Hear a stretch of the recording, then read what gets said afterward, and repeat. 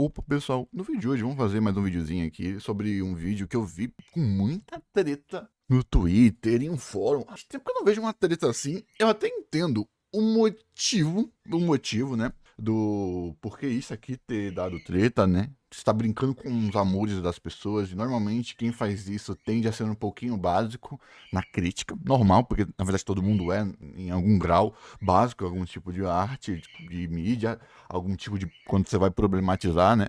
Até porque tem que fazer as coisas da forma certa. Então o cara faz o quê? Ó, por que eu não consigo mais gostar de animes? E quando o Selby te fala, ai, cansei de anime.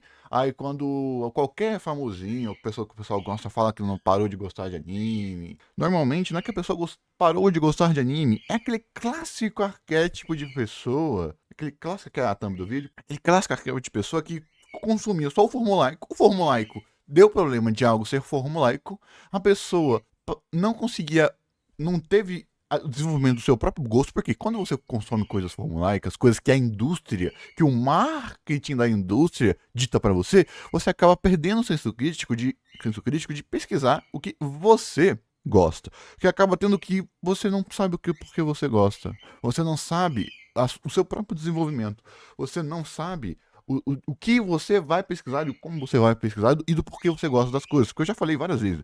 O gosto, para 99% das pessoas, é algo que parece que ele é natural, que ele já nasceu com você, mas ele é sócio construído pelo seu padrão de consumo, que é algo tão sutil, algo tão você, que você acaba sendo a pessoa que muitas vezes é o que menos percebe os seus próprios padrões naquilo que você consome. Então acho que vai ser isso daqui. Mas porque otaquinho é emocionado. Ainda uma parte significativa das pessoas, da onda de otaquinho, da cultura otaku, da cultura de animes ter ido pro mainstream, um antropos desse pessoal é jovem. E jovem faz jovenzice, jovem faz merda. O que acaba criando, então, notoriamente, um discurso muito inflamado.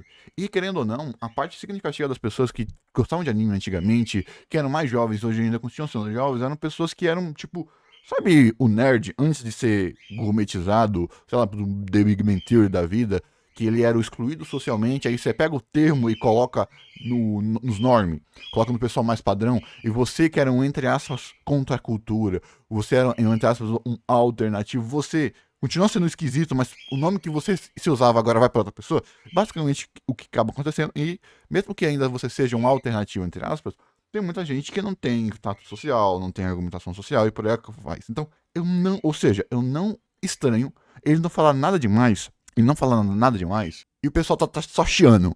Mas também, dado ao que, quando sempre eu vejo alguém criticando anime, é da forma mais leviana possível. É como se eu pegasse um arquétipo de indústria e falasse tudo é isso. Porque não é da nossa cultura, não é da nossa vivência. 90% das pessoas só consomem aquilo que é mainstream, que faz as pessoas terem aquela visão extremamente limitada, que acaba tendo simplesmente a pior tipo de crítica possível. Vamos lá, dei aqui as minhas considerações iniciais, então vamos lá. Eita porra, esse vídeo contém tema delicado de mais 16. Ih, já sei. E não vai falar só de gosto, né? Ele não vai falar de formulação de gosto, de industrialização, da história dele, que ele cansou de um Alan Selbit da vida, não, né? Só por esse tema delicado aqui eu já sei o que ele vai falar. Tá, vamos lá, né? Eu me considero uma pessoa bem eclética em relação aos meus gostos. Tipo, eu não sou. Já vai. Não. Cara, ainda tem 30 minutos, ó.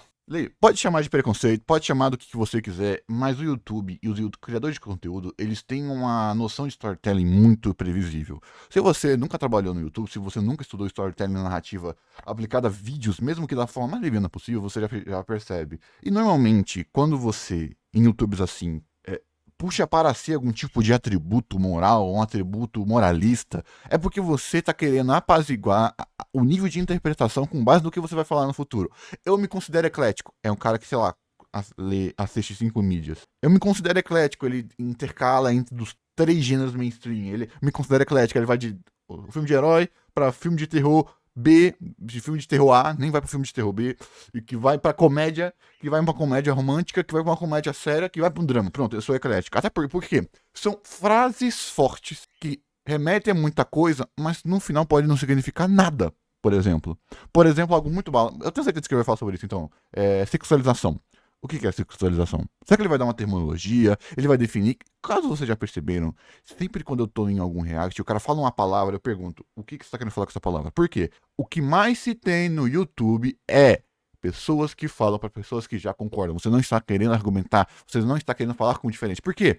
No algoritmo do YouTube não funciona assim. Tanto que esse vídeo ele tretou em fórum, no Twitter, porque ele vai falar para uma bolha que já concorda com ele. Então, você precisa definir o que é gosto eclético, você precisa definir o que é sexualização, o que é industrialização, o que é a balança dos gostos para quem já concorda com você. Não, porque a função do vídeo não é essa, é ser um acalento, é ser uma passação na cabeça do que você tá querendo falar, é um viés de confirmação puro. E quando eu vejo esse tipo de coisa, cara, eu sei que só tem 10 segundos do vídeo, pô, mas é que, cara, tem essa estética. É porque, vamos lá, eu faço react, eu não consumo tanto assim YouTube, mas eu estudo muito YouTube. E vocês não têm noção do quanto de vídeo que eu fiz o vídeo, fiz o react, e quando eu fui editar, o vídeo ficou uma merda. Por quê? Porque o cara era... Eu peguei um vídeo de um palpiteiro, que ele falou 8 minutos, eu coloquei 1h30 de argumentação. E puta que pariu, como eu tô sendo chato com o cara. O vídeo ficou chato. Tipo, eu fiquei com dó do cara, eu não coloquei o vídeo. Entendeu? Cara, e essa estéticazinha aqui é... Porque ele não vai fazer o ponto sobre a formulação do gosto. Duvido. Por que ler? Porque nem tem tempo. Porque se ele pegar 30 minutos do vídeo dele e apenas fazer da formulação do gosto, você sabe disso. Vou entrar aqui no meu canal. Vamos lá. Pra vocês verem aqui que o negócio não é brincadeira. Vamos lá, só pra brincar. A gente tem... Vamos lá, aqui, ó. Esse vídeo aqui que eu tô falando literal apenas sobre como você indicar animes. Entendeu? O horário aqui e tem edição aqui. Pelo menos no sentido do vídeo não ficar parado. Aqui, porque Isekai é tão ruim? 1 hora de um vídeo que tem que, sei lá, 12 minutos, onde eu vou profundo em aspecto cultural, até mesmo em aspecto ético, semi-político. Aqui, o que é o gosto, seu gosto na obra, sua percepção de gosto na obra, 1h04. Então, são assuntos extremamente densos. Se você quiser fazer algo, aqui ó, falar sobre infantilização, sobre o que é ser adulto, são assuntos densos, são assuntos com camadas, e o YouTube, pela forma de conteúdo que ele normalmente é a industrialização no próprio conteúdo de formulação. Eu sei que não é só isso, tá? Tem muitos canais bons que formulam muito bem isso, pelo menos no viés do debate. Nenhum deles começa desse jeito. Sou o cara clubista que vai escolher um nicho para gostar e se fechar pra todos os outros. Que é um comportamento que eu vejo muito na internet e, sinceramente, eu acho meio paia. Porque aí as pessoas acabam tendo um conceito muito limitado do que é bom ou ruim, do que elas gostam e do que elas não gostam. E com isso em mente, eu sempre tentei ter a mente aberta pra experimentar todos Então imagina a gente falar assim que bom e ruim não existe, é tudo percepção, criação da sua própria psique,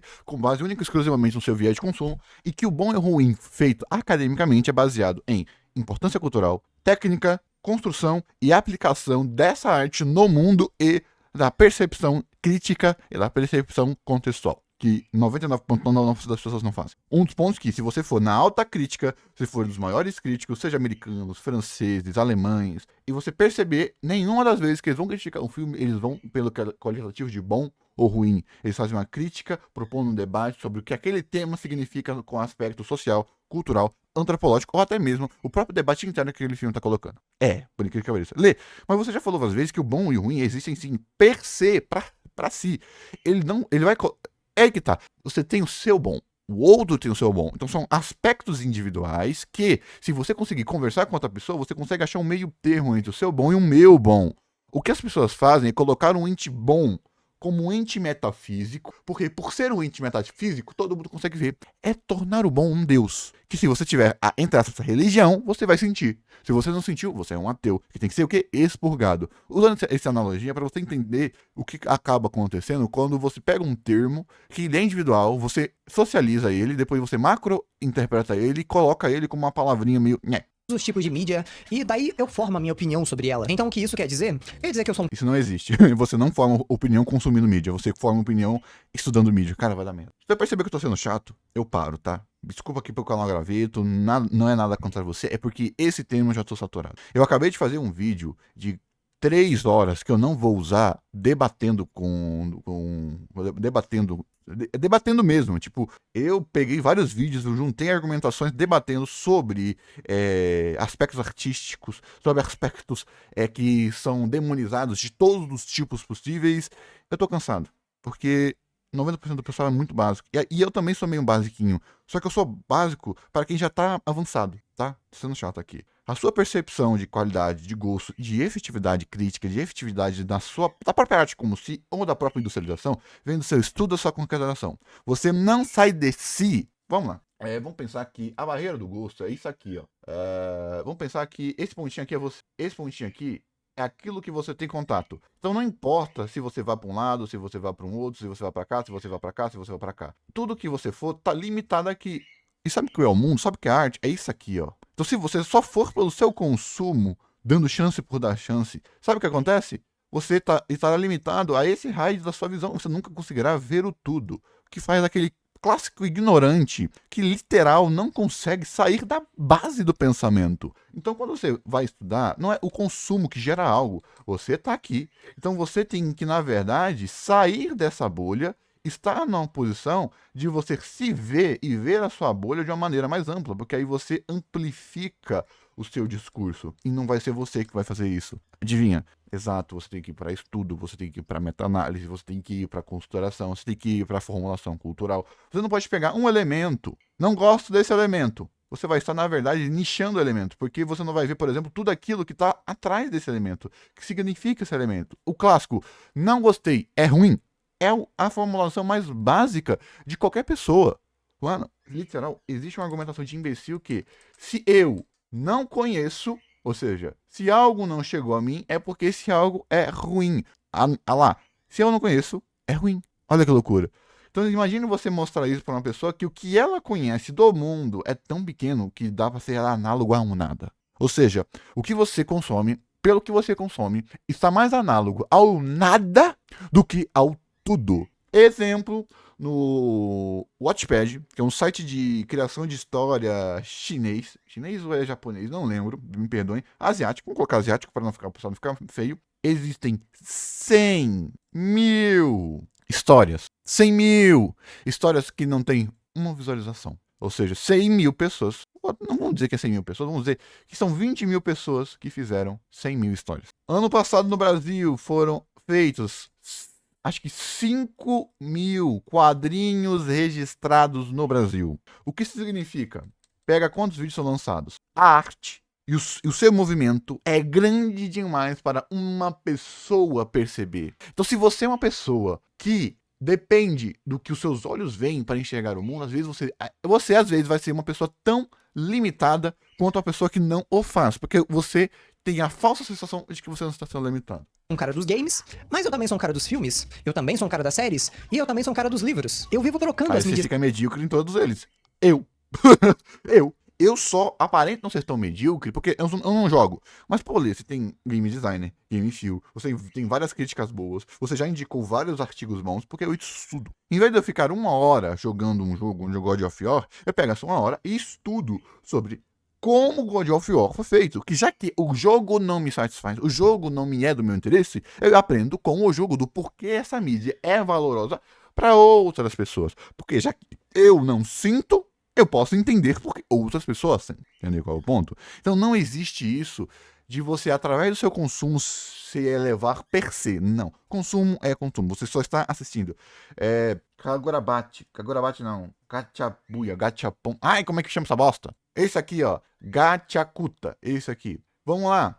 Você sabia que o que muitas pessoas falaram desse anime? Nossa, que anime diferente. Ele tá colocando a alma em objetos, que objetos têm almas, que não são inteligentes, que não são legais. Diferente. Pro japonês isso aqui não é, porque isso aqui é religião. A coisa mais comum no Japão é você personificar objetos, porque objetos têm alma. Porque a percepção de um asiático, de um japonês, do que é alma é diferente de você, que é indo-europeu, entre aspas, que é europeu, que tem a percepção mais europeu, mas de percepção de alma cristã. Então, literal, o que para um japonês é status comum, para você é status de apelo ao bizarro, no sentido de apelo ao viés de atenção. Então, de onde você tira esse contexto única e exclusivamente para o seu consumo?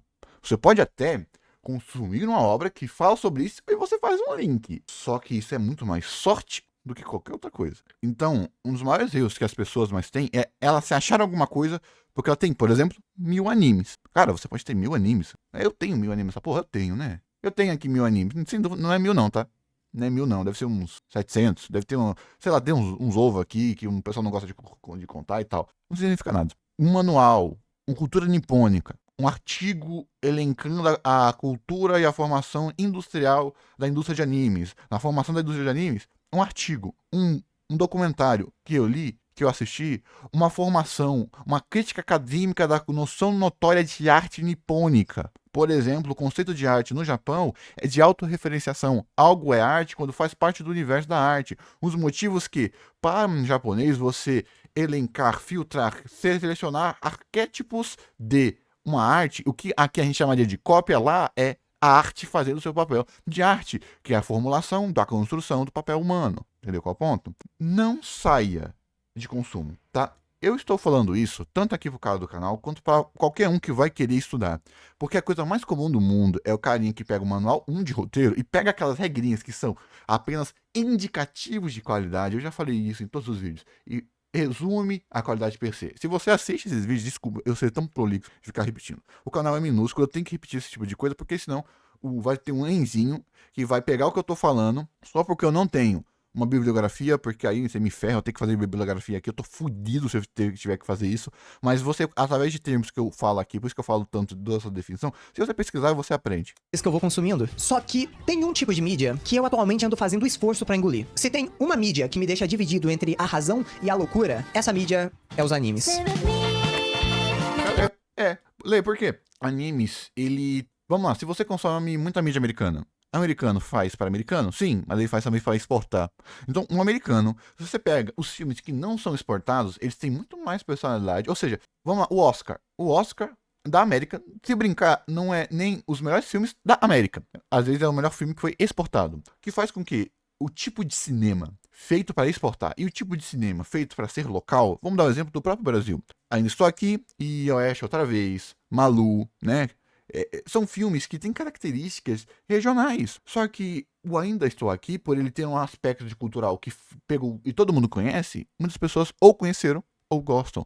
Mesmo sem Oeste Outra Vez, que é um faroeste brasileiro, basicamente. Faroeste no sentido de gênero brasileiro, ou um Malu muito mais intimista, uma análise pessoalista, muito bonito esse filme também. Eu fico em dizer ele, eu acho talvez, mas aí se você assistiu, assista, você vai entender do que eu tô falando. Ou seja, se você é uma pessoa que só consome muita coisa que é exportada, que é muita coisa de marketing, coisa que é marketada, é aquilo que mais funciona numa percepção marketável. Ou seja, aspectos culturais dos Estados Unidos, aspectos culturais do Japão, aspectos culturais da França, aspectos culturais do Canadá, as pessoas acabam nulificando esses tipos de cultura. Por quê? Porque a cultura, às vezes, para algum aspecto de pessoas, pode ser o diferencial ou aquilo que te afasta. Que faz então com que, se você pega o Japão, que tem uma principal noção de mercado interno, você se ferra. Por quê?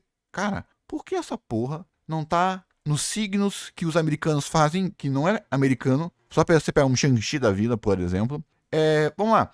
Meu pai, quando vê um filme chinês, que os caras começam a voar, meu pai chama isso, começa a voar. Meu pai, quando pega um filme chinês e coloca, meu pai olha pra mim e fala, filho, esse filme, os caras saem voando, eu falo, faz. Meu pai não assiste, porque ele não gosta. Ele acha, nossa, o arquétipo do que mentirada. Adivinha, eu adoro o cinema chinês. Adoro pra caraca o cinema chinês. Tanto cinema chinês como animação. Só que você percebe que, às vezes, o aspecto de qualidade que você tem não é um aspecto de qualidade per se, mas simplesmente um maneirismo estrutural. E isso acontece muito com a América, porque ela é a maior indústria de cinema do mundo, no sentido de exportação. A maior do mundo, eu acho que é Bollywood, né? Mas aí tem... né? Aquela coisa, né? Muito filme que você nunca vai saber, porque lá é um mercado bizarro, mas a maior indústria ativa no sentido geral, né? No sentido mais clássico de indústria, se você colocar exportação também. Então, literal, você acaba recebendo uma mastigada do que já é meio mastigado daquilo que é mainstream. Lê do que você está falando. Animes não se tentam ser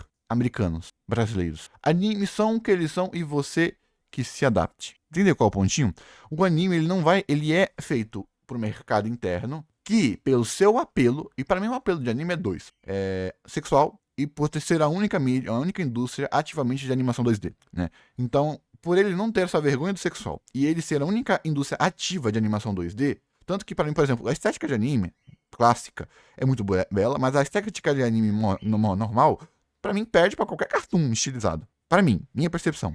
mas ainda se torna uma característica uníssona sobre as coisas, tá? Lê, vai ser o que ele vai falar? Não sei, eu tô dando o que muitas pessoas acabam construindo da percepção mais usual dos animes. Porque você vai pra um estilo de mídia que não tá cagando e andando pra você, ela não se vai fazer traduzir, entendeu qual é o ponto? Igual o Katibuya, que eu acabei de citar. Muita gente olhou isso e achou que a coisa boa do anime era a metacrítica, a desigualdade social e a desigualdade do capitalismo, que eu caguei. Que se você tem um pouquinho de consumo, se você tem um pouquinho de viés artístico, cara, isso tem da década de 60, pô, em tudo. O legal foi como ele pegou um aspecto cultural e colocou isso de maneira narrativa, que fez eu gostar. Tá vendo como é sutil às vezes, quando você não tem esse tipo de coisa? Então, literal, anime é um tipo de obra que, quando você vai estudar e ter o contexto cultural japonês, contexto nipônico, a própria filosofia, literal, cara, mangá e HQ são estrutural diferente. O japonês, ele consome a mídia de uma maneira diferente, a lírica japonesa é diferente da americana. Então, se você vai para uma lírica diferente, com a percepção que a lírica de X é boa ou é a certa, e que, na verdade, o japonês tinha que ser americano para você gostar, você se ferra. Que acaba acontecendo muito, tá? Vamos ver o que ele vai falar.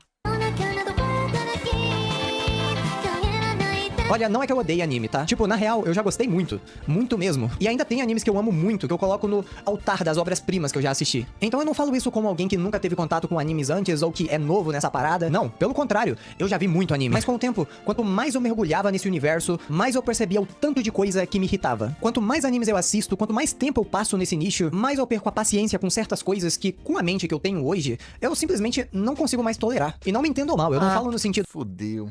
Ele vai moralizar, não vai?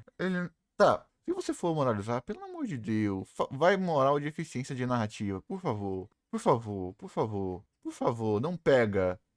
Não pega. Tá vendo esse aspecto? Na outra cultura, ele age ele é feito dessa forma. Aqui não é feito. Ou coloca a função como aspecto de arte. Por favor, não faz isso. Eu não quero ter que perceber você um fãzinho de estética indo-europeia e americana. Por favor. De ser o fodão e ditar o que todo mundo deve assistir. Óbvio que não. Todo mundo assiste o que quiser. Mas talvez... Tipo, isso aqui não seja análogo a Tokusatsu é ruim porque é infantil. Por favor, cara. Por favor. Não coloca a função do 3D e da galhofa servir única e exclusivamente piada. Eu não quero mais um vídeo porque eu não vou querer postar, velho. Se ele for tão básico assim. Isso seja uma questão de fases da vida. A percepção que você tem das coisas com a idade que você tem. Fudeu. Não. Não. A sua percepção é baseada no seu ciclo de consumo, não na fase da sua vida, porque se isso fosse verdade, não era pra você ter um bando de velho hipersexualizado. As fases da sua vida, na verdade, são cicladas em ciclos de experiência de concatenação.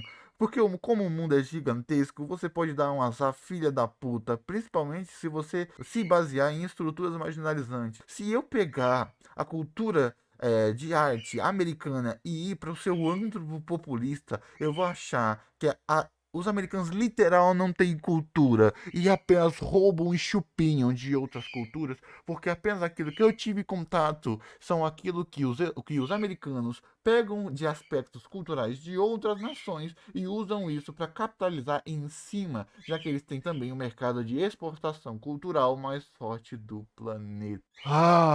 Fudeu, cara. Ele vai pela percepção de um bom guarda de costa. Não. Cara, dá pra você chegar perto disso, só que você tem que ser muito foda, cara. Na moral, eu já vi muita gente fazendo o que ele vai fazer aqui. A capitalização a estruturação de bom e ruim e de análise concatenada com única e exclusivamente de padrão de consumo. Lê, por quê? Você pode passar a sua vida inteira pra assistir todos os shonen. Até porque o aspecto cultural o filme é o aspecto final da HQ pro grande público. No Japão, é o contrário. Ao contrário, você tem live action de anime que não tem vergonha de ter as características de anime, porque é uma externalização do anime, que o anime é uma externalização do mangá. Fudeu. Cara, o que ele vai problematizar? Ele pode problematizar a sexualização. Só que isso não faz tanto sentido hoje em dia, porque a maioria dos hits que saíram do Japão não tem sexualização. Por incrível que pareça, Karigabate, Tsuchimuyo, até mesmo os ruins, pô. Aquele endgame lá, não tem sexualização, mas é muito justificado. O problema do anime é outro. Astronoastra, mesma coisa, tem um pouquinho de sensualidade, mas é sensualidade. Tem Lazarus, Kaiju Age. Cara, a maioria das obras, se ele for querer problematizar, então será que ele vai falar sobre qualidade de escrita? Ou será que ele vai falar de loli? Loli, de que isso é realmente problemático? Talvez, mano, mas é que é um aspecto cultural que você consegue sair tranquilamente, pô. Né? Você consegue sair tranquilamente. Então você consegue esquivar disso muito fácil. Muito fácil mesmo. Se você sai de uma demografia e vai pra outra, você morre. Então, será que ele vai falar de qualidade de escrita? Mas ele falou que ele consome. Se ele for falar qualidade de escrita, ele percebe. Cara, o que ele vai problematizar, velho, aqui? Deu. Talvez daqui 10 anos eu volte a curtir animes de novo, quem sabe? Mas Não, fudeu. Tem muito erro estrutural aqui, velho. Ah, já vou. Tô vendo aqui, ó. O vídeo já tem meia hora. Com 2 minutos. Outro vídeo que eu não vou postar. Que desgraça. 10 anos atrás era bem diferente. Quando eu era criança barra pré-adolescente, a minha visão sobre... Mas, há 10 anos atrás, era bem diferente. Quando eu era criança barra pré-adolescente, a minha visão sobre isso era muito... burra. Porque, claro, sendo um moleque fruto dos anos 2000, o que eu tava acostumado a assistir na TV aberta eram desenhos com cara mais infantilizadas. Tipo Bob Esponja, Ben 10, talvez Meninas Superpoderosas fosse a coisa mais violenta que se passava naquela época. E claro, eu adorava, eu achava foda. Mas... Ah, será que vai... Cara, violência não é tão banalizada nos animes, não. Violência, na verdade, é muito bem construída nos animes. É um dos aspectos de arte narrativa, ou de facilitadores empáticos narrativos, que mais funciona. Aí que entra a grande ironia da vida. Quando você é criança e você vê esses desenhos, você acha que eles são infantis demais pra você. O fato deles todos serem coloridos e leves faziam você achar que aquilo era bobo demais. E você já se sente grandinho, você já é maduro o suficiente, você quer ver algo mais adulto. E aí você tem o seu primeiro contato com os animes, que também são desenhos, mas eles eram tão adultos, não é mesmo? Era tão diferente você ver um desenho com um traço menos cartunesco e mais... Não, isso aí é culpa da demografia. Enquanto... Dois problemas. A demografia... É basicamente idade. Então, animes são feitos para idade, não por gênero. Então, você consegue ter animes extremamente cariculados, Gacha-chan, Tatatá, Shin-chan, que é o análogo a esse tipo de coisa. Já por você consumir, e os exemplos que você deu serem americanizados, os americanos eles fazem uma obra não baseado em arquétipo único, eles fazem uma obra baseada em arquétipos múltiplos. O que significa ler? O anime é feito para quem tem 14 anos, 12 anos. Esse aqui, pá. Já um Gumball, ao contrário, pega Gumball, o quanto ele ficou mais complexo, pega Hora de Aventura e veja o quanto ele ficou mais complexo. Isso vem de como a idade é culturalmente usada para a formulação da arte e para a formulação de consumo japonês e americano, basicamente, né? Então, quando você externaliza esse tipo de coisa, você acaba tendo essa dificuldade. Então, o que isso acaba acontecendo?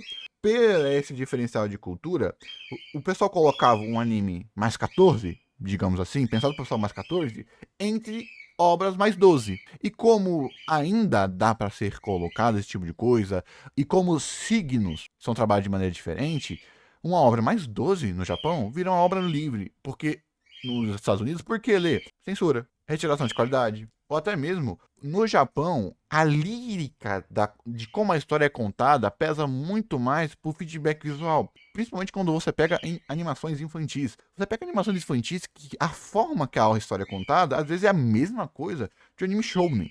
Mas o anime shounen, ele trabalha... Cala a boca, vocês dois! Ele trabalha a lírica, a forma que a história é contada, a poesia narrativa de uma maneira muito mais sutil. Não é sutil a palavra certa, mas você acha que vocês vão me entender do que eu tô querendo falar? Que a forma, o que tá sendo contado é o mesmo. O como é contado é diferente. Próximo do realista, era tão diferente você ver pela primeira vez sangue, violência e sexualidade sendo abordadas de uma forma tão explícita assim, e ainda assim, ser um desenho. E tudo se levava tão a sério, tudo era tão dramático, que me fazia me sentir um patamar acima. Eu não tava mais vendo coisa de criança. Série de Naruto. Cara, Naruto tem muitos pontos positivos pra cultura otaku na internet, pra cultura de anime e pra mainstreamização dos animes. Só que, quando você sai de hobbies, que a gente chama de hobbies introspectivos ou hobbies não mainstream, cara, é muito chato porque o mainstream tende a lavar todas as características positivas. Se você já gostou de algo antes dela ser popular, você percebe muito disso. Eu tava vendo coisa de adulto. Afinal, sangue e violência é o ápice da maturidade. Sabe quando você amadurece? Quando você percebe que os problemas de Elfenlied, que os problemas desse tipo de obra não é nos seus recursos estéticos, mas sim na sua estrutura narrativa.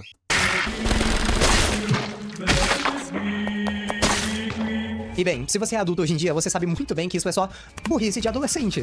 Porque, quem diria? Adultos não se interessam por sangue e violência. Adultos se interessam... É aquilo de... Cara, ele vai realmente pra boas histórias? Fudeu pra caralho, porra. Fudeu. Nem adulto gosta disso aí, pô. Isso aí é questão de qualidade da arte e na análise da arte per se, não de estrutura real. Mas isso aí tá indo pra aquela argumentação de... Ai, não é mangá, não é gibi, é mangá, não é coisa, né? E anime não é pra criança. Aí você coloca em estruturas bobas, que seriam o que uma criança faria, né? É, realmente. Temas adultos, temas esses que crianças e adolescentes não têm nem capacidade pra Não. Buchitou pra caralho. Buchitou pra caralho. Tá cheio de adulto abobado. Tá lá, só pegar antes quando o Adult Swim deu merda. Você pega o lixo que tinha lá. Pega uma loucademia de polícia, pega essas estruturas ridículas, pega esse tipo de animação adulta que tenta copiar Rick e Morty, por exemplo. Eu já falei isso em algum reality, eu não lembro qual é. A estrutura do adulto é muito mais bem servida no Japão, porque não é o gênero, não existe gênero, é demografia, é público-alvo. Nos Estados Unidos é por gênero, generificação e estrutura marginalizante de consumo capitalista, que é você fazer a obra ter características que englobam uma quantidade gigantesca de arquétipos e de idades. No Japão, não. O que isso significa? Não é temático, é narrativo. Lê do que significa. Você pode ter um Black Lagoon, você pode ter um Elfen Lied, mas você vai ter um mangá que é feito sob cota tributária. Tá entendendo qual é o ponto? Você não está fazendo a obra pensando em como fazer a obra, mas em quem vai consumir. E na vivência dessa pessoa. Seja aquele anime do fumante, aquele mangá do fumante que vai ganhar anime, seja a síndrome dos 40 anos e por aí vai. Então você tem essa noção errada. Fudeu, caralho, cara, tô sendo muito chato. pra entender. E aí que vem o grande plot twist da vida. Porque quando tu atinge uma certa maturidade, você percebe que aqueles animes violentos e gore que você assistia quando criança não eram feitos pra adultos. Eles nunca foram. Eles eram feitos justamente pra esse público-alvo. Crianças e pré-adolescentes burras que se achavam adultas. E eu sei que eu não sou o único. Moralizou de novo. Puta que pariu, velho. Por que a obra é ruim? Vai lá, por que a obra é ruim? Por causa do seu viés estético? Por que Mirai Nikki é ruim? Por causa do seu viés estético, por causa do seu uso, por causa do seu abuso, ou por causa da estrutura narrativa que não foi tão bem feita. Há obras boas que banalizam esse tipo de coisa porque o uso da arte ou de aspectos artísticos justifica-se a si mesmo. É bom se ter um porquê, mas ele não é a regra do para quê. Beleza? Que passou por isso, tá? Porque em meados de 2010, os animes mais hypados no recreio da escola eram Mirai Nikki, Another e School Days, que são histórias completamente Mais hypado? Cara, isso é viés do bizarro, tá? Só pra te dizer. Isso é viés do bizarro. Que são obras que ela não tem qualidade, ela tem explosão de cabeça. Ele é o seu primeiro contato com a estrutura diferente. É o seu primeiro terror, o seu primeiro suspense, que você literal não tem característica necessária para decupar as qualidades desse próprio gênero. Igual eu sou adulto, eu tenho canal de crítica, eu consigo fazer boas críticas, eu consigo ler artigos científicos, eu consigo ler papers, eu consigo ler ensaios, mas eu não tenho qualidade suficiente na minha estrutura para fazer análise de uma boa obra de terror. Porque eu não tenho nem sequer interesse. Então eu consigo ter aspectos individuais do que faz um bom terror, um bom suspense, um bom aspecto de eugerias. Mas eu não consigo fazer. E adivinha? Isso tem em tudo.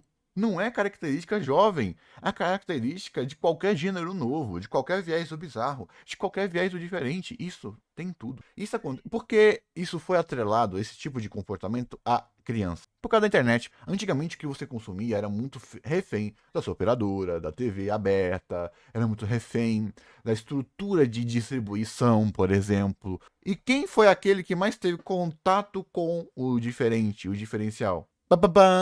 O jovem com a internet, porque a internet possibilitou esse tipo de coisa, né?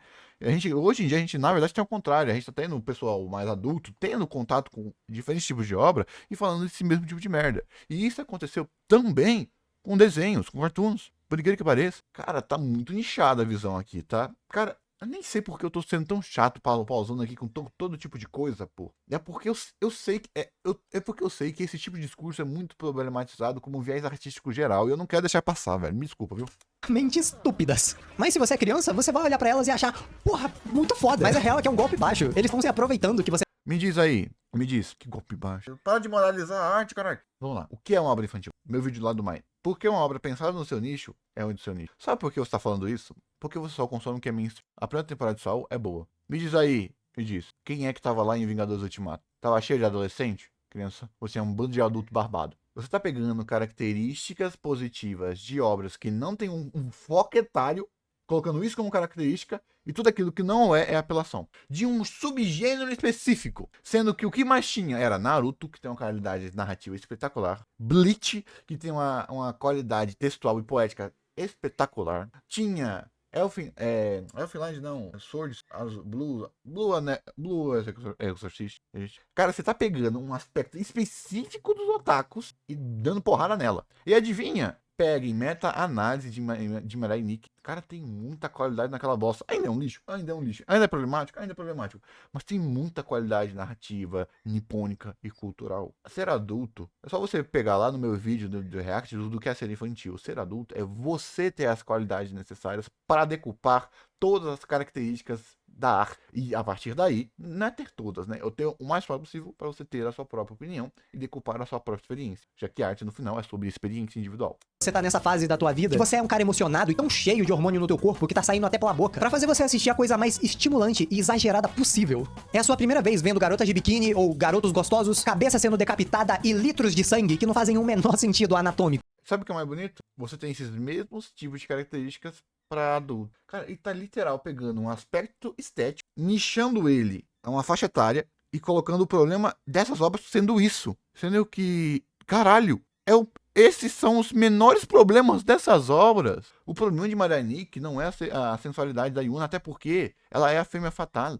É pra dar essa dissonância. Que no mundo nipônico o pessoal gosta de fazer isso mesmo. Em Elfenlight é pela estrutura da história. E Mirai Nikki é tão verdade que teve que sair o OVA. É a estrutura do plano. É a subtemática estrutural. É o apelo emocional com aspectos secundários dos personagens. É a estrutura lógica. Porque adivinha? Porque ela só tava copiando aquele outro anime que veio antes dela. Que ela não conseguiu copiar tão bem. Que é, adivinha, características de indústria. Com 50 tons de cinza, que copia o que já foi feito. E a parte mais irônica disso é que, quanto mais velho eu fico, mais eu vejo valor naqueles desenhos bobos e infantis que, quando eu era criança, eu não dava o devido valor pra eles. Hoje, com 22 anos, eu reassisti Hora de Aventura inteiro. E eu digo com tranquilidade. Hora de Aventura é muito mais maduro que 80% dos animes que eu já assisti na vida. Pô, o problema tá exatamente do que você tá assistindo.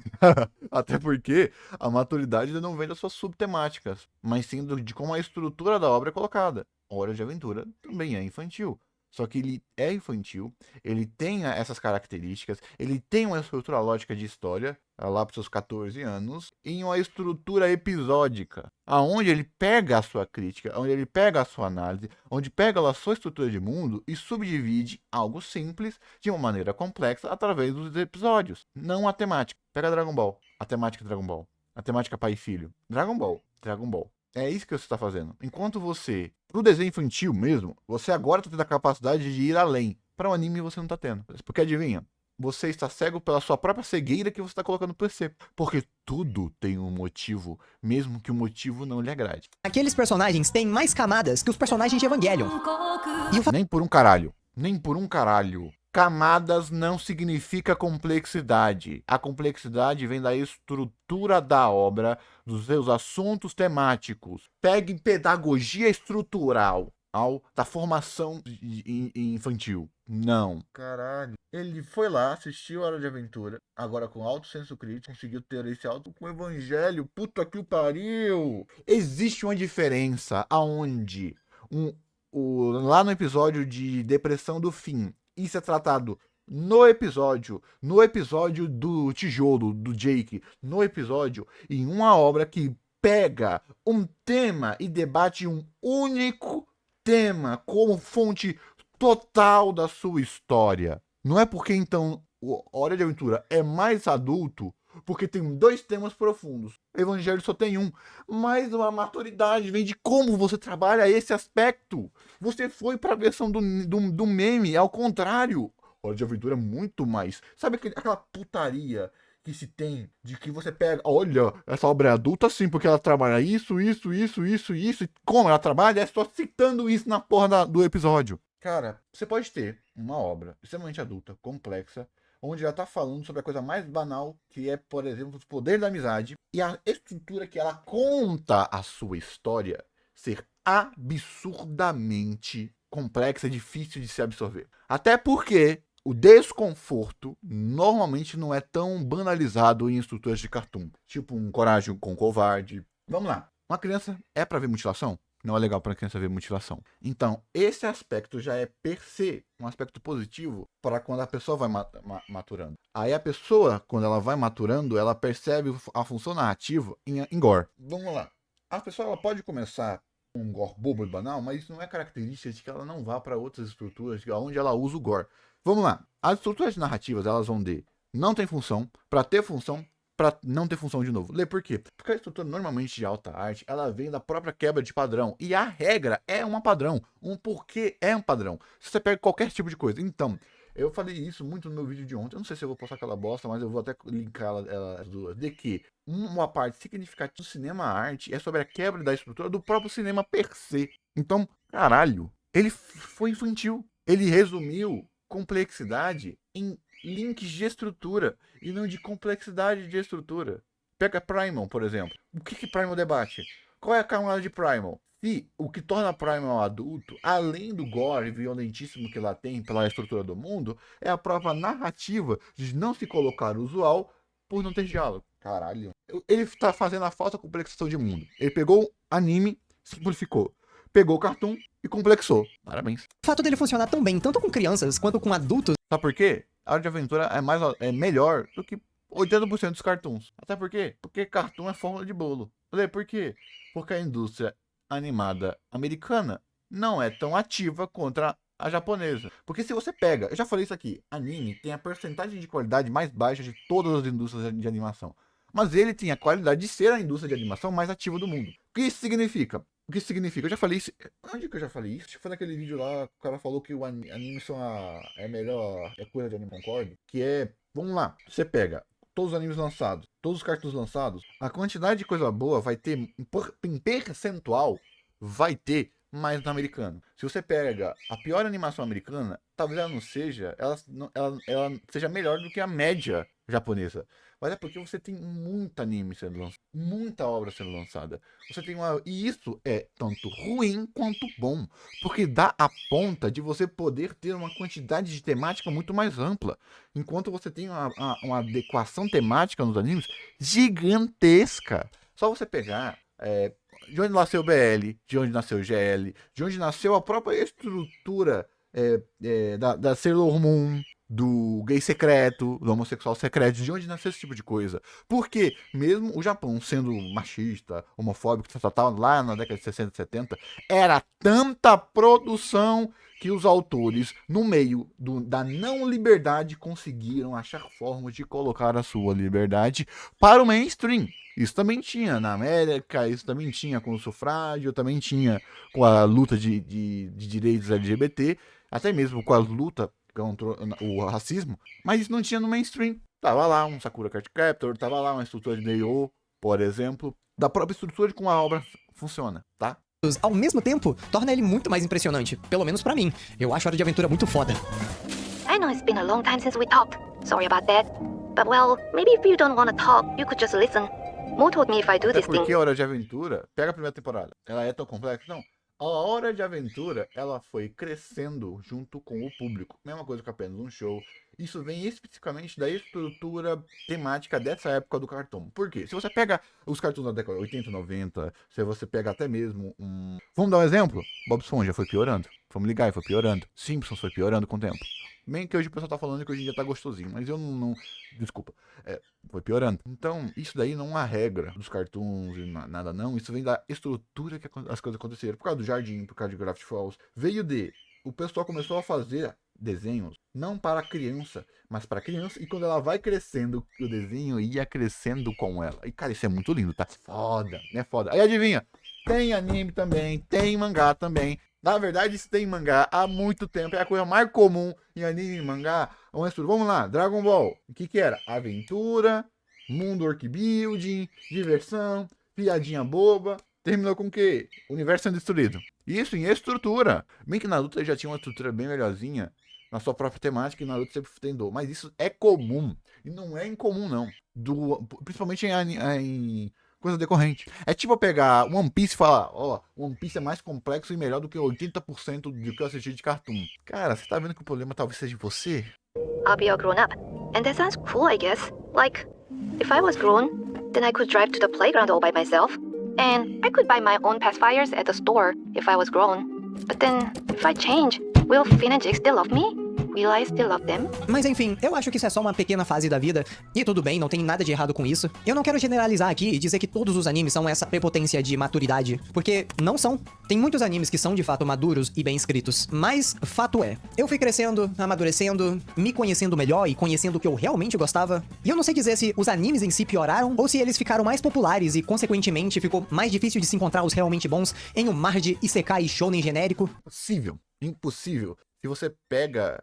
cara, ô Graveto, você pegou esse vídeo e fez o roteiro desse vídeo modelando algum outro canal? É sério, o seu vídeo ele tá há uns 4 anos atrasado. E ele tem Cara, se você for apenas para anime dublado, a qualidade média dessa bosta tá gigante, graças a Deus. Claro, tem um cara de hoje da vida, mas dada a média dos Isekai, pelo menos, que é lá pra casa do caralho, eu tenho um vídeo lá reclamando de Isekai, pode ir lá se você quiser ver depois, é isso. Cara, esse é o problema de quando você forma sua opinião por vídeo, né? Se você puder não fazer isso comigo também, usar isso aqui como inicial de discussão, ou pra você perceber que as coisas são complexas, fácil, não quero terminar. Lê por quê? Esse é o dicinho que eu assisto em vídeos há uns 5, 6 anos. Desde que Isekai começou a ser problematizado. E hoje em dia, o vídeo tem, deixa eu ver, 3 dias, que Isekais estão extremamente caindo, diminuindo.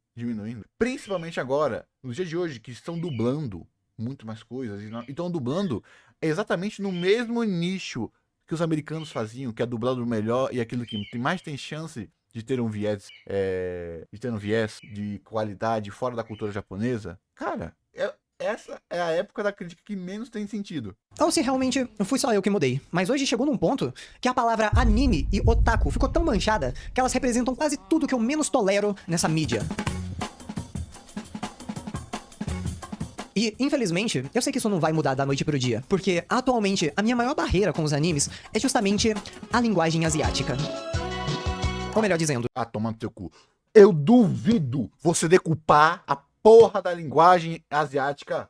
Nem se esse vídeo tivesse 5 horas. Vai ser prepotente, não. Ele não colocou de anime, de shounen. Ele colocou linguagem asiática. Meu amigo, isso tem pra... Mano, coisa icônica, porra. É a única indústria extremamente simbólica e de poesia, velho. É muito forte, velho. Mesmo o cinema japonês sendo um dos mais fracos do mundo, em quesito de número bruto, se a gente fosse, ele é o cinema que mais trouxe composição historiográfica, porque a forma como um asiático vê e enxerga o mundo, dada a sua religião, dada a sua estrutura, dada a sua filosofia, dada até mesmo a forma média que a própria língua funciona, é muito poética, poesia, visual. Pega a Jornada do Oeste, pega o Conto Nipônico, pega a estrutura simbólica de yokais, pega a estrutura simbólica de Tengus, por exemplo, da cultura mais clássica japonesa, a própria estrutura de punição de céu e inferno, para você sair do indo-europeu, de uma narrativa pseudo-cristã. Olha, a linguagem dos animes. Porque, por alguma razão, quando se trata de filmes asiáticos, isso não me incomoda. Estranho, né? Mas eu adoro cinema coreano, tá ligado? Tipo, Old Boy e Parasita estão na lista dos melhores filmes que eu já assisti. Mas o grande problema é que, com o tempo, eu fui descobrindo que eu sou muito fã de uma coisinha chamada... Ai, caralho!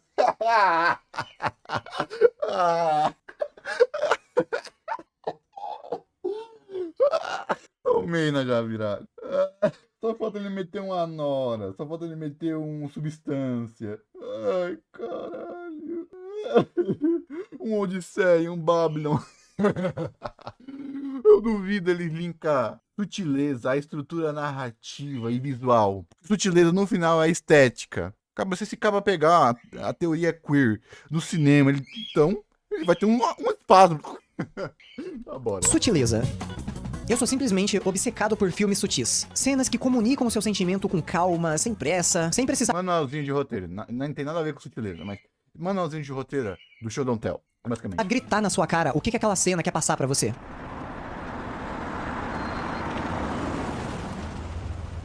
Não. Isso é chamado de multifocalidade de ação. É quando uma ação ela tem multifocais. Isso não tem a ver com sutileza per se. A sutileza vem da estrutura de atenção da que a pessoa está sendo fazer. Aonde aquilo não está lá de uma maneira gritada. Aonde a estrutura... Às vezes você pode ter apenas um aspecto O aspecto da pedra. Me fala o aspecto da pedra na porra de Parasita. Onde é que tá a sutileza lá? Não tem sutileza. Não tem... Ai, falei merda. Não tem multipolaridade. É uma só. Na verdade, é uma só. Na verdade, duas, né? Porque, na verdade, lá você tem uma dupla interpretação. Mas a forma que a estrutura do filme te coloca é pra você ver aquilo. Cara, essa pedra não pode ser só uma pedra.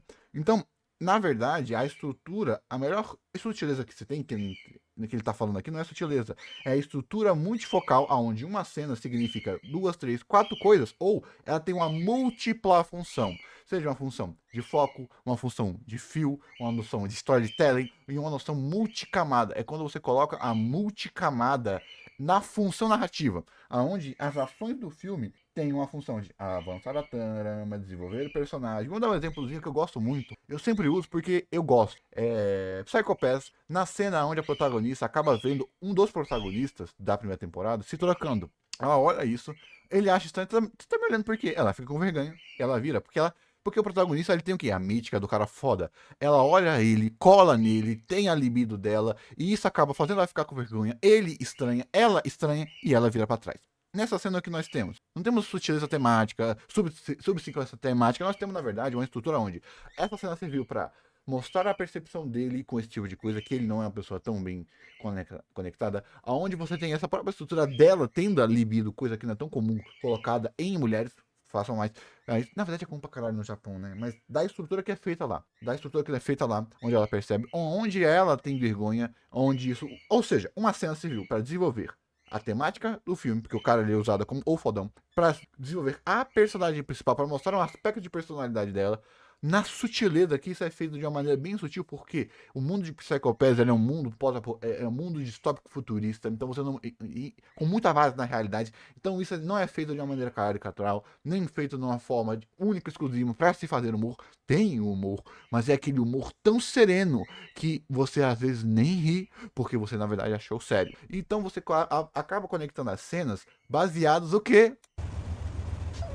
E assim, eu sei que eu vou generalizar muito agora, mas sutileza é uma palavra que não existe no dicionário asiático. É fato que a linguagem dos animes está intrinsecamente ligada ao exagero. Tudo é extremamente exagerado, tudo é extremamente dramático, e tudo se leva tão a sério como... Ai, sutileza!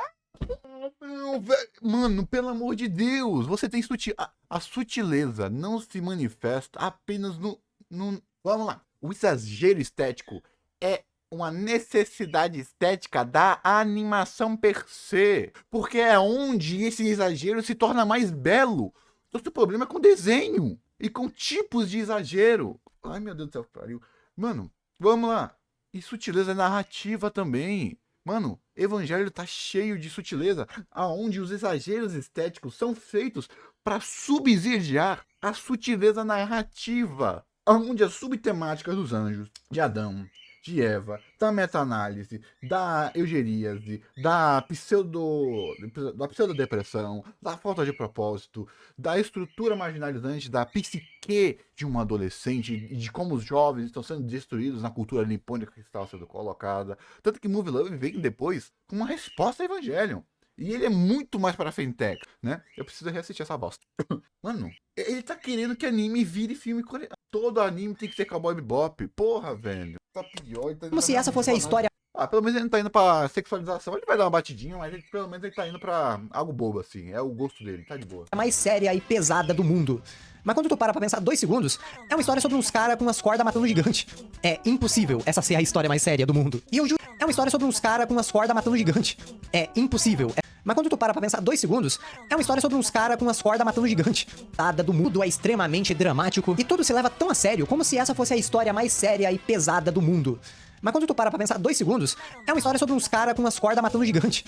É impossível. Mas quando tu para pra pensar 2 segundos, é um... O sério é real? Não. Ai, o sério é real. Caraca, não é como se boa parte do cinema da estrutura ficcional de livro da década de 80, 90 e até mesmo a real fosse sobre super alegorias. O Titã não é Titã. O Titã representa mais do que Titã. A seriedade vem da sua contra-análise com o mundo real. Puta que pariu. Por exemplo, é tipo você resumir Parasita a ser... os caras tá lá roubando a cara dos ricos, olha que cara ruim. É tipo isso, pô. É um análogo a isso. Não, mano. Cara, isso é resenha? Eu tô caindo numa resenha? É uma história sobre uns caras com umas cordas matando gigante. É impossível essa ser a história mais séria do mundo. E eu juro que eu queria entender, mas eu não consigo entender por que tudo tem que ser o ápice de tudo. De uma cena pra outra, você vai de um momento muito sério, muito depressivo, com aquele clima pesado, tenso e com cores desaturadas, pra um momento tão bobo, tão idiota que beira o infantiloide. Pelo contraste, pela dissonância. Bem que essa não é a melhor hora pra usar isso como ponto, mas pelo contraste, pela dissonância. Pra te fazer sentir mal, pra você sentir corruptado. E adivinha, onde é que tem esse Shingeki? Mano, que negócio bizarro. Eu tô... Mano, o vídeo piorou muito de uma hora pra outra, que é isso? O personagem sombrio, ele não é só sombrio. Ele desenvolveu depressão nível 4. A personagem fofa e inocente, ela não é só fofa e inocente. Ela é literalmente uma criança de 3 anos no corpo de uma adulta. O que quando eu era criança eu achava o ápice da emoção, hoje eu acho só ruim. Eu não me vejo nunca me apegando a um personagem tão unidimensional que dá pra definir ele em uma palavra. Feliz, triste, determinado, sério, bobo, irritante, safado. E vamos lá, apesar de nem todo anime ser prepotente e se bobo, definir ele em eu acho só ruim. Eu não me vejo nunca me apegando a um personagem tão unidimensional que dá pra definir ele em uma palavra. Teria, então, um problema seu? Mano, primeiro, os personagens, ele tem uma característica viçante. Eles têm uma característica viçante. E, gente, é sério. Isso aqui é tão bizarro que eu não tenho contra-argumento do quão básico isso é de múltipla estrutura. É você chamar o Goku de protagonista. É você chamar o Goku de coisa. Mano, a função do Rock Lee é pra quebrar a determinação e o foco dele. Ele perde. Eu não consigo gostar de Parasita porque ele é só uma meta-análise ao capitalismo. Olha só, resumir o filme é uma frase. O filme inteiro é uma frase. Eu não consigo gostar desse tipo de filme. Puta que o pariu. Mano, que viés de qualidade bizarro, mano. Sabe o que é o problema? Dá pra você fazer isso com tudo. Porque é só você nullificar qualquer característica secundária. O Jake, maluco. Finn, protagonista. Bobo, feliz. Lembra, mas tem aquele que tem na maioria desses filhos da puta. Mano, ele tá reclamando de personagem secundário. Tem o Kami, que tem toda a função dele. Sabe por que você não... Mano... Feliz, triste, determinado, sério, bobo, irritante, safado. Feliz, triste... É a subtemática da obra inteira. E não é triste apenas. Determinado... A determinação dele foi quebrada, destruída para ele voltar a ser quem ele é. A temática é do quanto ele não poderia estar se sacrificando. Na verdade, sacrifício e consequências resume mais ele. Sério... O Levi tem esse mesmo probleminha, ele é meio sério também, mas aí é outro problema de Shingeki, né, do corno. Ele se tornou a cara de Shingeki porque o pessoal não gostou do protagonista. Bobo. Uma das melhores piadas da Chica, ela roubando, sendo uma sem vergonha pilantra. Céu. Mano, a porra dos ricos tem um arquétipo de rico em Parasita. Rico, pobre.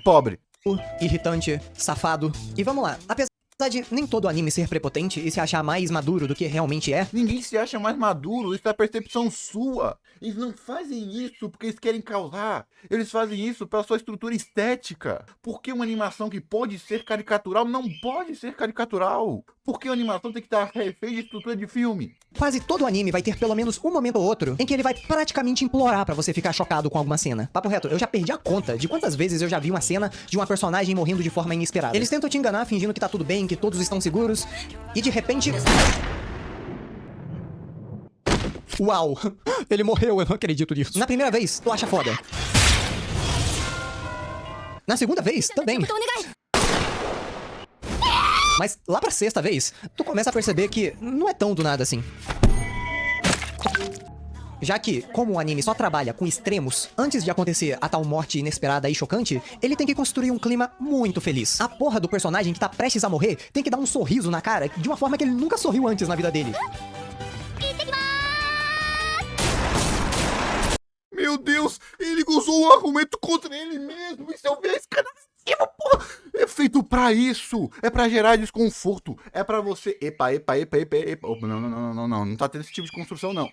É pra criar ansiedade, não surpresa. É surpresa pra você porque você não entende a narrativa de anime no começo. Mas é pra criar ansiedade. É pra aquele momento feliz e você achar estranho. Tem um duplo feedback de surpresa e de criar ansiedade. E isso é uma prova que eles zoam isso em animes de comédia. Meu Deus, só existe uma função narrativa nas cenas. Cara, dá pra reclamar de Jujutsu pelo meio tom. Como o Jujutsu ele não tem meios tons, aquela cena, às vezes nem...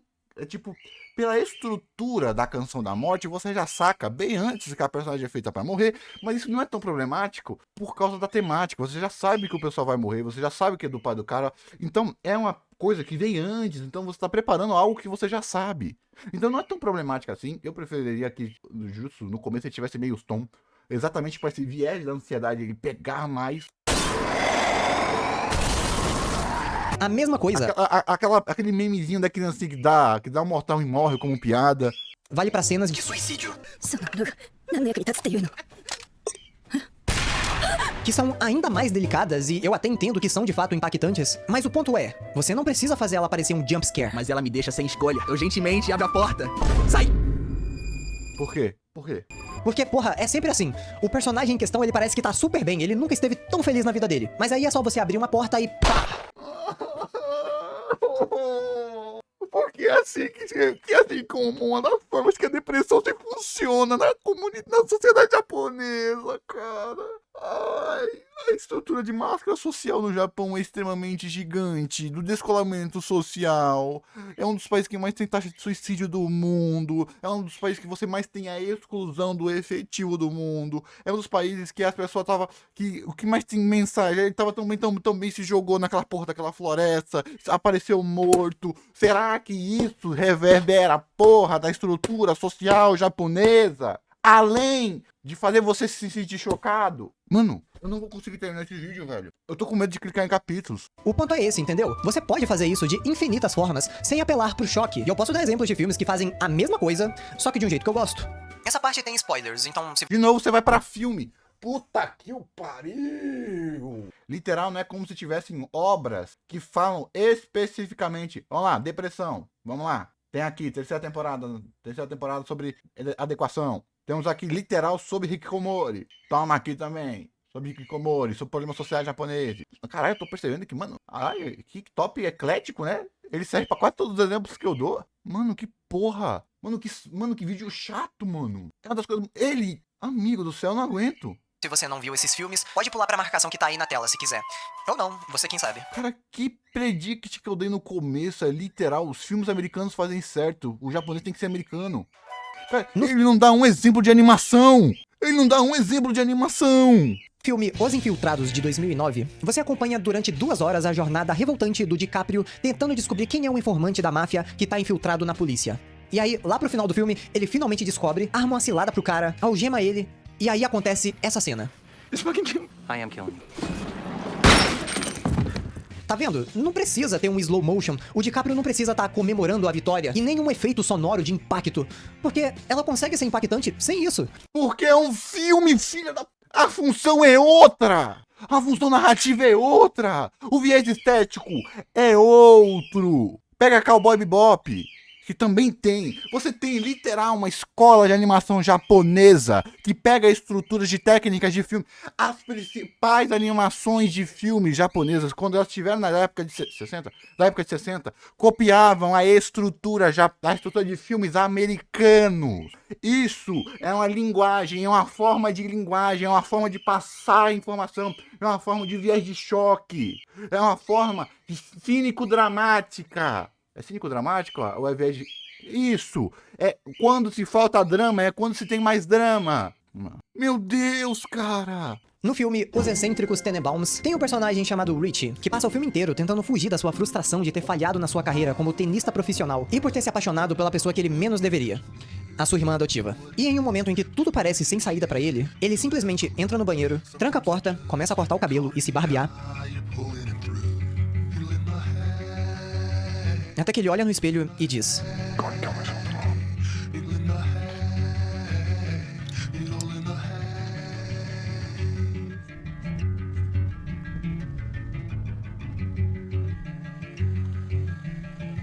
Meu Deus, é a função do filme, é a temática do filme.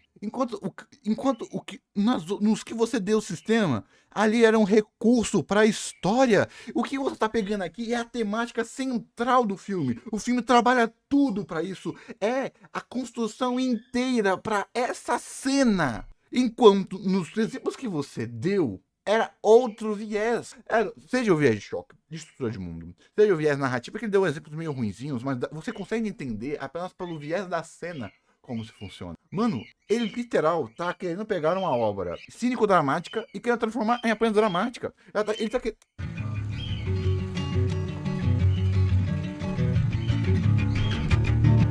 E olha só, essa cena consegue ser tão impactante que eu nunca consegui tirar ela da minha cabeça. E mesmo com essa carga emocional pesadíssima, ela é visualmente leve a um ponto que eu posso passar ela aqui no YouTube. Entendeu onde eu quero chegar? Eu realmente acho que, se os animes fossem um pouco mais sutis na sua linguagem, eu conseguiria me conectar muito mais com eles. Mas assim, a verdade... velho, vai tomar seu cu. Desculpa, mano. Se anime fosse mais filme, pra porra, mano. Então fica no filme, porra. E o pior, que tá cheio de anime assim, pô. Pega Lazarus. Ele tem estrutura até de luta, muito mais de filme. Tem uma cacetada de filme da escola japonesa, de animação japonesa, que tem essa estrutura mais de filme. Um monte. E adivinha? Você tá comparando filme com série. Os seus exemplos são tão limitados que a estrutura de série para filme já é diferente. Não imagine de série de animada para filme. Live action. A verdade é que linguagem é uma parada muito subjetiva. Talvez essa intensidade exagerada que me afasta seja justamente o que te atraia neles. E tá tudo certo. No fim das... Não, pô. Anime não é só isso. Tá cheio de anime com uma estética menos lúdica. Um monte. Só eu já citei 3 aqui. É impossível você não ter assistido Cowboy Bebop e você perceber que isso é uma escola de cinema, de diretores. Das contas, é bom que existam mais de uma linguagem, porque assim, cada um pode ficar com a linguagem que mais se identificar com aí você. Você problematiza, analisa errado e agora vai vir. Eu não aguento. Infelizmente, eu não consigo mais me identificar com anime. E eu sou um homem justo, tá? Eu não quero que esse vídeo fique enviesado só com o meu ponto de vista. Então eu chamei o meu mano Lake, que é simplesmente o cara mais otaku que eu conheço. O cara que assistiu todos os animes, pra dar a visão dele sobre tudo isso.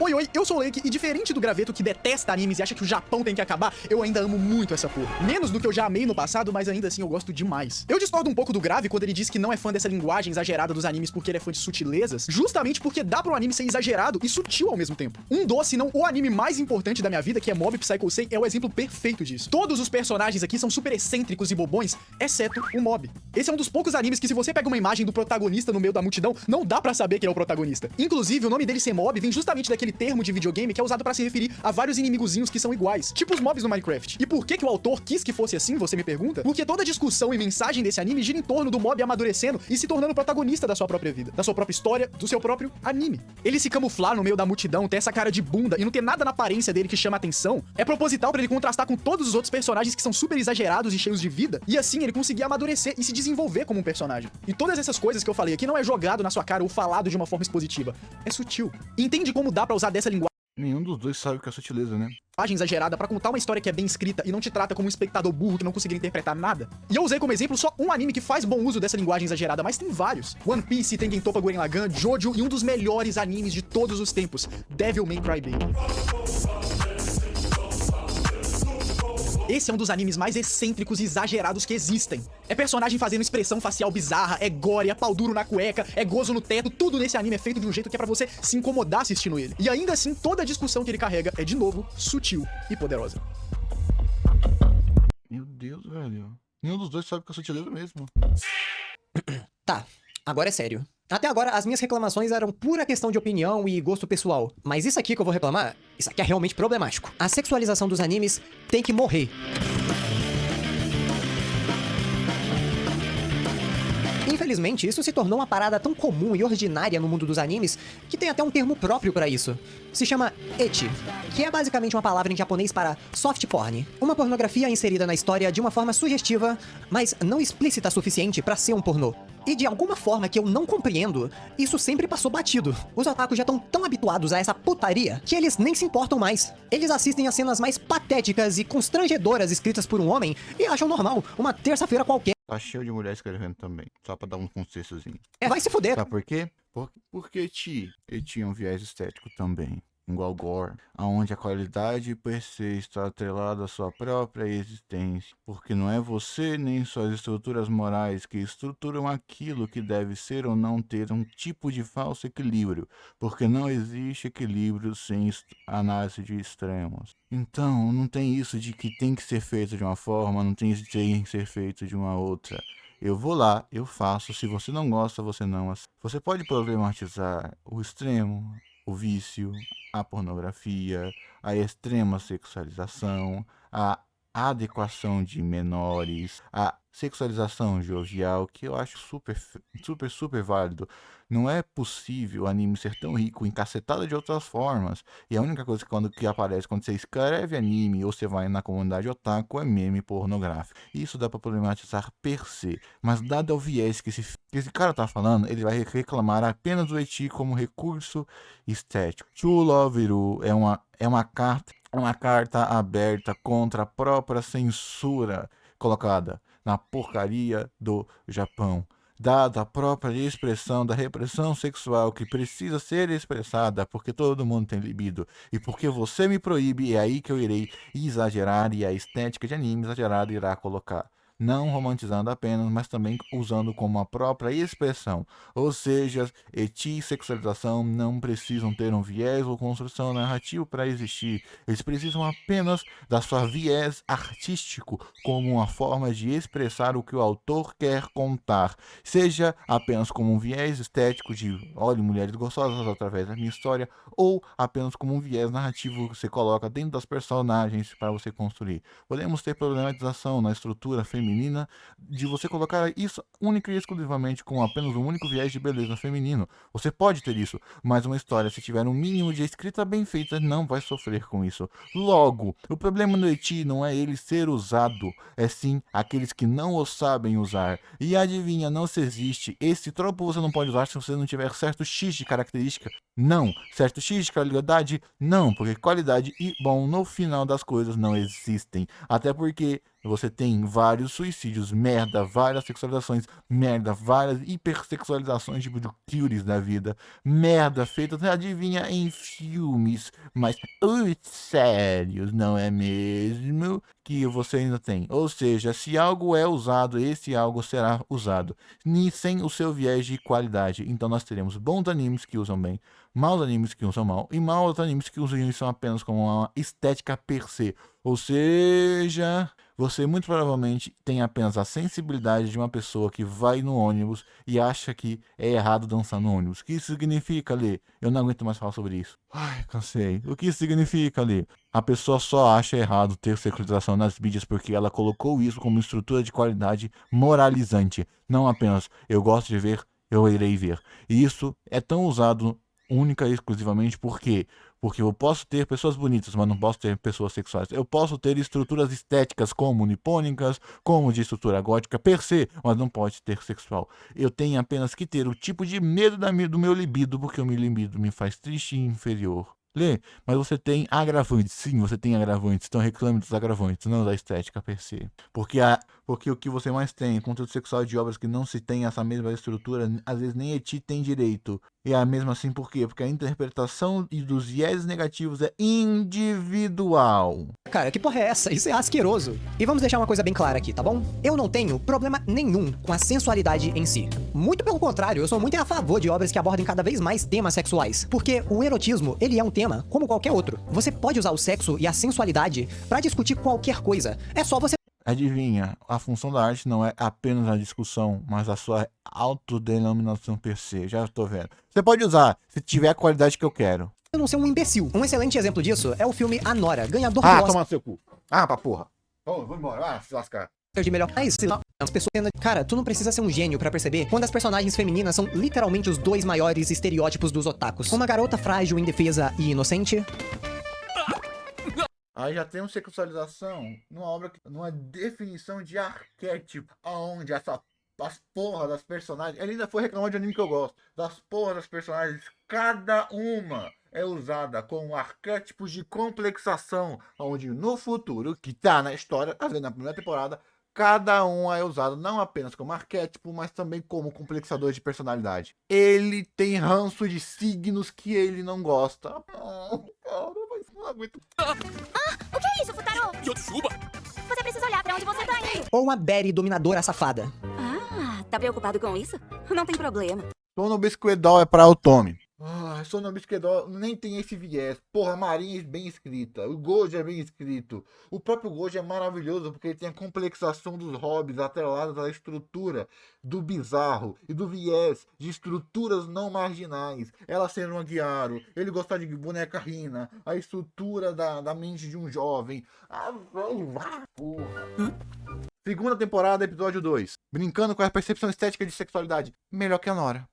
Papo pariu. Nunca vai ser a sensualidade em si, mas Eu vim de biquíni. o problema nunca vai ser a sensualidade em si, mas sim como eles abordam ela. É muito óbvio que nunca é sobre discutir a sexualidade de um personagem ou Porque não precisa, cara. Você tá no Vucu-Vucu, você fica pensando, por que eu estou no Vucu-Vucu? É uma sensação. Assim como o gore causa uma sensação, a sensualidade e a sexualidade causam uma sensação. A estrutura é visada nessa sensação.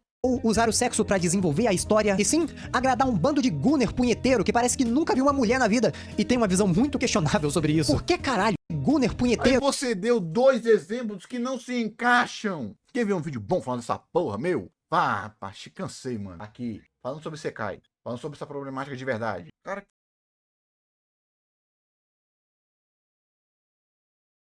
CF ele fala sobre o viés, ele fala um pouco mais viés estético e da beleza de Coringuei muito. E as partes que mais precisavam de argumentação foram só jogadas. E as partes mais bobas argumentadas. Vocês têm noção do quão complexo é o debate sobre a moral na arte? Cara, eles literal tiraram um ponto neutro. Tá, beleza, tem a primeira temporada de Naruto Tansai, tem essas cenas que eu não gosto. Então, se eu não gosto, eu odeio?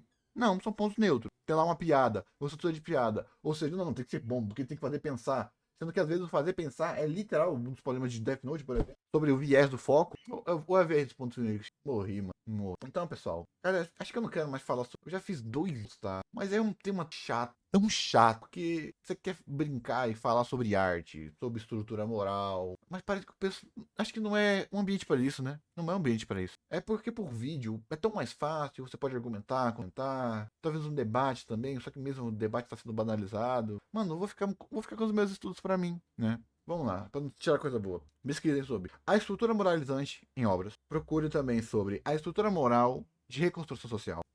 Peguem como apelo estético e universo. Podem pesquisar. Se não acharem em português, procurem em inglês e coloquem a barra. Se quiserem ir para o Google Acadêmico, vocês podem ir para o Google Acadêmico. A construção de signos, estrutura e estética nipônica. Você pode procurar isso também no Google Acadêmico. A estrutura e formulação de percepção de qualidade socioconstruída através de padrão de consumo. Se não for padrão de consumo, só pode tirar o padrão de consumo e colocar apenas a percepção do bom e a sua percepção estrutural. A estrutura idética, não é idético não, a estrutura e apelo das animações, a estrutura e apelo da formação do cinema. Aí eu prefiro que vocês coloquem da cinema da estrutura da década de 20. Peguem a estrutura de banalização de artifícios estéticos, a estrutura marginalizante do mundo moderno através da cultura e da propagação da cultura. Coloca em Japão, estrutura social de caos social. Pesquisem também sobre a estrutura do Japão social, caos social, da estrutura da problematização da sexualidade japonesa. Japão, repressão sexual, repressão estrutural. E Japão, repressão sexual e lascívia sexual.